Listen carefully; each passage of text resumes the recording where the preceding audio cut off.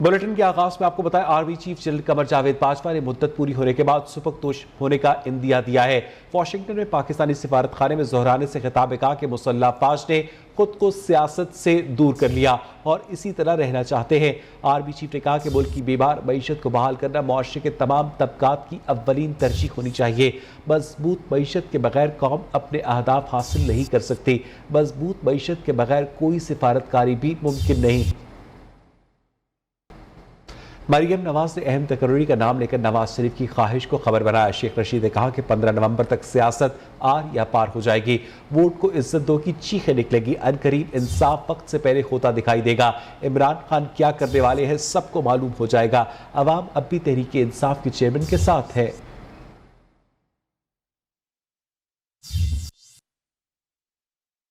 Maryam Nawaz passport वापस मिलने के बाद लंदन रवाना हो गई। नून लीग की नायब सदर 3 साल बाद अपने वालिद नवाज शरीफ और 5 साल बाद अपने भाइयों से मिलेगी। मरियम नवाज की 6 नवंबर को वापसी मुतवक्के है। एहतसाब अदालत लाहौर ने वज़ीर आज़म शहबाज शरीफ की आशियाना इकबाल रेफरेंस में मुस्तकिल हाजिरी माफी की दरखास्त का तहरीरी हुक्मनामा जारी कर दिया। एहतसाब अदालत नंबर 5 के जज मलिक मोहम्मद साजिद अली आवान ने 2 सफ़ात पर मुश्तमिल तहरीरी हुक्म जारी किया, जिसमें कहा गया कि इस बात में कोई शक नहीं कि बतौर वज़ीर आज़म शहबाज शरीफ ने आईनी और सरकारी जिम्मेदारियां निभानी है।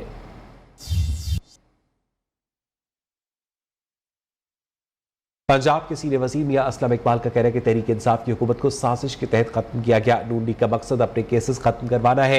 इन्हें एनआरओ मिल चुका है। लाहौर में मीडिया से गुफ्तगू करते हुए मियां असलम इकबाल ने कहा कि पाकिस्तान में अमीर के लिए और कानून और गरीब के लिए और कानून है। इसाक डार दोबारा आए हैं, अब करप्शन करने का नया तरीका होगा। एनआरओ 2 जो था वो इनको मिल चुका है, उसके समरात से अब मुस्तफीद हो रहे हैं। वही अदालतें हैं, वही सजा देने वाले हैं, ये वही कानून है। उसी कानून को तब्दील किया गया। ये क्या हो रहा है पाकिस्तान के अंदर? ये कोई पाकिस्तान नहीं रहा, ये बनाना रिपब्लिक बन गया है। जो अलीट है, जो अशराफिया है, उसके लिए जो कानून है, जो इंसाफ है, उसके घर के दलीज पे जाके बाहर बैठ जाता कि आए मैं तुझे इंसाफ दे रहा हूं तेरी मर्जी के मुताबिक। डॉलर के मुकाबले में रुपए की कदर में इस्तेहकाम जारी है। डॉलर 2 रुपए 14 पैसे सस्ता हुआ। इंटरबैंक में 223 रुपए 50 पैसे पर ट्रेड कर रहा है। ओपन मार्केट में डॉलर 225 से 227 रुपए में फरोख्त हो रहा है। पाकिस्तान स्टॉक एक्सचेंज में कारोबारी हफ्ते के तीसरे रोज इंडेक्स में मस्बत रुझान है। मजीद जानेंगे अपने नुमाइंदे राजा कामरान से। कामरान, बताइएगा मार्केट का अहवाल। देखिए, इंटरबैंक मार्केट हो या स्टॉक मार्केट हो, दोनों में और ओपन मार्केट हो, हर जगह जो है हमें मुस्बत रुझान नजर आ रहा है। रुपए की कदर मुसलसल बेहतर हो रही है और मौजूदा जो वजीर खजाना है इसहाक डार, वो यही हदफ लेकर आए हैं कि रुपए की कदर को बेहतर करना है। और उन्होंने बताया है कि रियल इफेक्टिव एक्सचेंज रेट जो है उसके तहत जो है रुपए की कदर को 200 रुपए से कम करने की कोशिश करेंगे और वो उसको लेकर आएंगे। इसका ये उन्होंने चैलेंज दिया है। उसके बाद हम देख रहे हैं कि रुपए की कदर बतदरीज कम हो रही है। इसके अलावा जो मईशत में बेहतरी आ रही है और रुपए की कदर कम हो रही है, उससे जो कंपनियों के मुनाफे हैं उनमें भी इजाफे के मुतवक्का है, जिस पर जो है स्टॉक मार्केट में भी सरमायाकार नई सरमायाकारी कर रहे हैं। बहुत शुक्रिया राजा कामरान आपका। इस्लामाबाद हाईकोर्ट में वफाकी दारुल-हुकूमत की सड़कों की बंदिश के खिलाफ केस की समाअत। इस्लामाबाद हाईकोर्ट ने आबपारा मेलोडी रोड फौरी तौर पर खोलने का हुक्म दिया। दरखास्त गुजार का कहना था कि लाल मस्जिद के बाहर सड़क भी बंद है, आबपारा वाली साइड भी रास्ता बंद है, जिस पर डीसी ने मौक़िफ़ इख्तियार किया कि मौलाना साहब का मदरसा है, उनके शागिर्द अक्सर एहतजाज के तौर पर सड़क ब्लॉक कर देते हैं, हम उनसे मुज़ाकरात करते हैं। डीसी के मौक़िफ़ पर अदालत का इजहार बरहमी। अदालत ने रिमार्क्स दिए तो फिर अफगानिस्तान, भारत और इसराइल से भी मुज़ाकरात कर ले, वो मामला भी हल हो जाएगा। मज़ीद जानेंगे अपने नुमाइंदे जीशान सैयद से। जीशान, बताइएगा क्या हुआ अदालत में? देखिए, ये वफाकी दारुल-हुकूमत में सड़कों की बंदिश के खिलाफ एक दरख्वास्त दायर की गई थी और इस पर इस्लामाबाद हाई कोर्ट के जस्टिस मोहसिन अख्तर कियानी ने डिप्टी कमिश्नर को ज़ाती हैसियत में तलबी का नोटिस भी जारी किया था और डिप्टी कमिश्नर अदालत में पेश हुए। और इस्लामाबाद हाई कोर्ट ने अभी जो अपारा मेलोडी रोड है जो कि फिलहाल बंद है, उसको फौरी तौर पर खोलने का हुक्म दिया। दरख्वास्त गुजार की जानिब से अदालत को बाकायदा तौर पर बताया गया कि लाल मस्जिद का जो रोड है वो बाहर बंद होता है, जिस पर डिप्टी कमिश्नर की जानिब से अदालत को बताया गया कि मौलाना साहब के मदरसे के जो शागिर्द है उनके अक्सर एहतजाज की वजह से इस सड़क को हम ब्लॉक रखते हैं, जिस पर जस्टिस मोहसिन अख्तर कियानी ने खासी बरहमी का इजहार किया कि फिर आप क्या करते हैं। उन पे डीसी ने कहा कि हम मुज़ाकरात करते हैं, जिस पर अदालत ने कहा इंडिया अफगानिस्तान और इसराइल से मुज़ाकरात कर ले, वो मामला भी हल हो जाएगा। लेकिन अदालत ने कहा कि जल्दी जाए और अभी जो लाल मस्जिद वाली रोड है वो खोले फौरी तौर पर। ताहम जो दरख्वास्त गुजार की जानिब से कहा गया कि अपारा सड़क भी बने, जिस पर अदालत ने कहा कि वो बड़े अच्छे वक्त में अदालत ने उसको खोल लिया था, आप पिंडी के शहरी इसलिए आपको नहीं पता। ताहम अदालत ने सड़कों से जो बंदिश से मुतल्लिक केस है उस पर तहरीरी हुक्मनामा जो है वो अदालत की जानिब से कहा गया कि जामिया तफसीली फैसला जारी करेंगे। जी बहुत शुक्रिया आपका अपडेट करने के लिए। सुप्रीम कोर्ट में सिंध सैलाब मुतासिन की बहाली के काम की निगरानी से मुताल्लिक केस की समाअत में अदालत ने सिंध हुकूमत की हाई कोर्ट के हुक्म में इम्तना की इस्तदा मुस्तरद कर दी। अदालत की सैलाब मुतासिन की मदद और बहाली के लिए कायम निगरान कमेटियों को काम जारी रखने की इजाजत दे दी। अदालत ने सिविल जज की सरबराही में बनाई कमेटियों को सैलाब मुतासिन की बहाली के काम में मुदाखलत और कंट्रोल से रोक दिया। इसी हवाले से तफसीलात जानेंगे अपने नुमाइंदे जहांसेब अब्बासी से। जहांसेब, आगाह कीजिएगा। जी देखें, सुप्रीम कोर्ट ऑफ पाकिस्तान में आज सिंध सैलाब मुतासरीन की बहाली के काम की निगरानी से मुतल्लिक केस की समाअत हुई।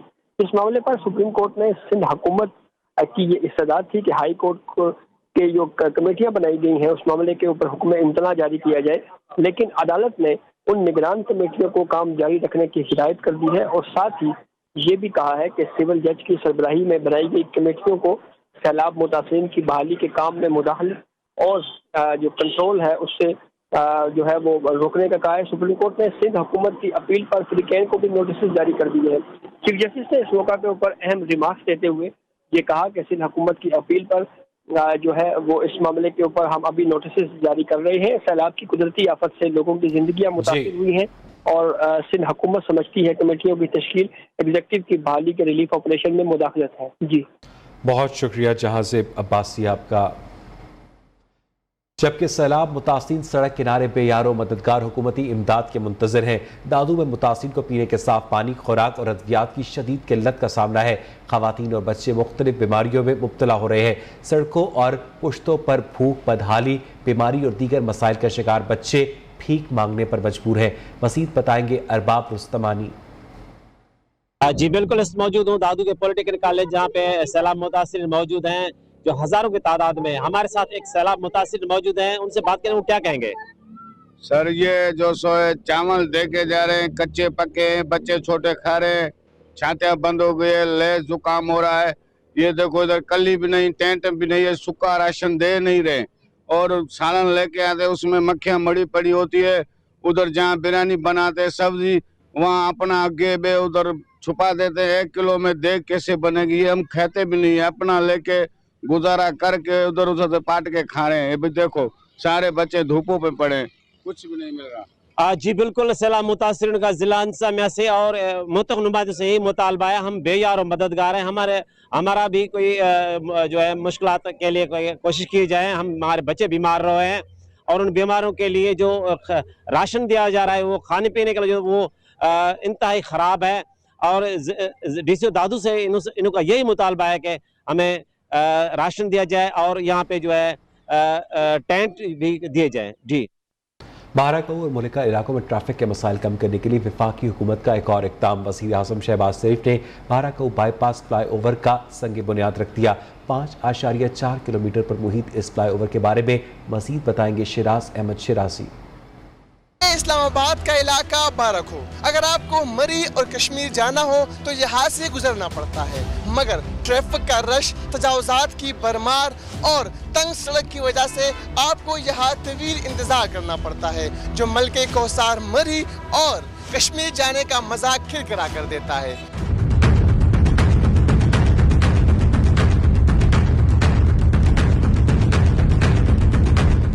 वफाकी तरक्याती इदारे CDA के ज़ेर एहतमाम 5.4 किलोमीटर पर मुहित इस फ्लाई ओवर का इफ्तिताह वज़ीर आज़म शहबाज शरीफ ने किया। इससे अब बाराकऊ में ट्रैफिक के मसाइल खत्म हो जाएंगे। बाराकऊ फ्लाई ओवर बाईपास मंसूबे पर कुल 5.6 बिलियन रुपए लागत आएगी। शहरी भी इस मंसूबे पर खुश दिखाई दे रहे हैं।